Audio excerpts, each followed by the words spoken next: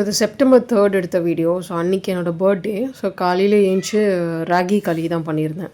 So இது வந்து sprouted ragi மாவு நான் அரைச்சிருக்கேன். ஸோ அதோடய வீடியோ தனியாக போடுறேன்.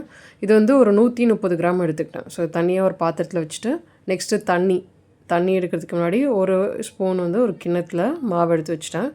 தண்ணி பார்த்திங்கன்னா கரெக்டாக 450 ml எடுத்திருந்தேன். ஸோ இதுலேருந்து கொஞ்சோண்டு தண்ணி அந்த கிண்ணத்தில் மாவில் மிக்ஸ் பண்ணி வச்சுட்டேன். ஸோ இதுதான் வந்து நம்ம அந்த சுடு தண்ணி கூட மிக்ஸ் பண்ண போகிறோம். ஸோ நல்லா ஸ்டவ் ஆன் பண்ணிவிட்டு தண்ணி வந்து மிச்ச தண்ணியை ஊற்றிட்டு அது கொதி ஸ்டார்ட் ஆக போது தேவையான அளவு கல்லுப்பு கொஞ்சோண்டு கீ ஆட் பண்ணிவிட்டு நம்ம சின்ன கிண்ணத்தில் கரைச்சி வச்ச மாவை தண்ணியில் சேர்த்து மிக்ஸ் பண்ணிவிட்டு மூடி வச்சுட்டேன். லைட்டாக இந்த மாவும் தண்ணியும் நல்லா கொதி வந்து குக் ஆகிட்டோன்னே நான் மிச்சம் இருக்க மாவை இந்த தண்ணியில் ஆட் பண்ணிவிட்டு கொஞ்சம் ஃப்ளேம் ஹை பண்ணேன். ஏன்னா அந்த கொதி ஸ்டார்ட் ஆகணுன்ட்டு. அதுக்கப்புறம் இந்த மாவு எல்லாத்தையும் இந்த தண்ணியோடு நல்லா மிக்ஸ் பண்ணி விட்டேன். லோ ஃப்ளேமில் ஆக்கிட்டேன். ஸோ ஸ்லோவாக மிக்ஸ் பண்ணிவிட்டு இந்த தண்ணியோடு நல்லா மிக்ஸ் ஆகிட்டதுக்கப்புறமா நான் என்ன பண்ணேன்னா மூடி போட்டு குக் பண்ணேன். ஏன்னா வந்து ராகி குக் ஆகணும். ஸோ மூடி போட்டு இந்த மாதிரி வச்சுட்டேன். ஸோ இந்த டைமில் வந்து நான் வந்து சைடில் குருமாவும் ரெடி பண்ணியிருந்தேன். ஸோ இது நிறைய கேரட், பீன்ஸ், உருளைக்கிழங்கு, அதுக்கப்புறம் உங்களுக்கு வேணும்னா பட்டாணி, பிளாக் சன்னா கூட போட்டுக்கலாம். ஸோ அதெல்லாம் சேர்த்து குருமா தான் ரெடி பண்ணியிருந்தேன். நிறைய வெஜிடபிள் சேர்த்த குருமா.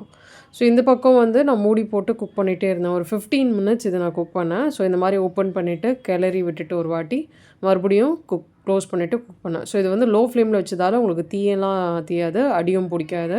நான் களி ஃபஸ்ட் டைம் பண்ணுறேன். ஸோ எனக்கு தெரிஞ்ச என்ன மெஷர்மெண்ட்டோ அதை ஃபஸ்ட் டைம் ட்ரை பண்ணியிருக்கேன். ஸோ நெக்ஸ்ட் டைம் வந்து இன்னும் கொஞ்சம் ஃப்ளார் இன்க்ரீஸ் பண்ணி அந்த மாதிரி ட்ரை பண்ணுவேன். ஸோ இது நான் ஃபஸ்ட் டைம் தான் ட்ரை பண்ணேன். என்னோடய ஓன் மெஷர்மெண்ட் என்ன வருதுன்னு பார்க்கலான்ட்டு.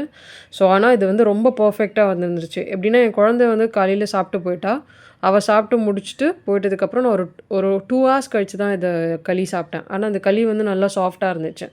ஸோ அந்த லெவலுக்கு நல்லா வந்துருந்துச்சு இது.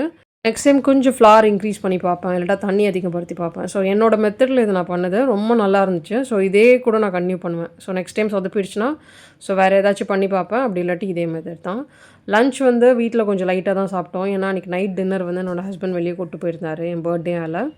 ஸோ நாங்கள் வந்து வெளியே வந்து இந்த ஸ்டார்ட்டர்ஸ், அதுக்கப்புறம் இந்த சிக்கன், மட்டன், இது வந்து மில்லட்ஸில் வந்து கொஞ்சம் தால் போட்டு மட்டன் சாப் பண்ணி போட்டு ஒரு கிரேவி, அதுக்கப்புறமா வந்து கொஞ்சம் சாலட் ட்ரை பண்ணேன், பிரியாணி, அதுக்கப்புறம் சப்பாத்தி, நான் கொஞ்சம் கிரேவியோடு ட்ரை பண்ணது.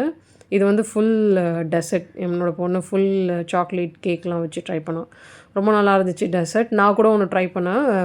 மில்லட்லேயே ஒரு கேக் பண்ணியிருந்தாங்க, பம்ப்கின் மில்லட் கேக்குன்னு. ஸோ ரொம்ப பார்க்குற நல்லா இருந்துச்சு. கண்டிப்பாக ட்ரை பண்ணுவேன் நான். ஸோ அந்த ஹோட்டலில் எடுத்த சில ஃபோட்டோஸ் நானும் என்னோடய டாட்டரும் இது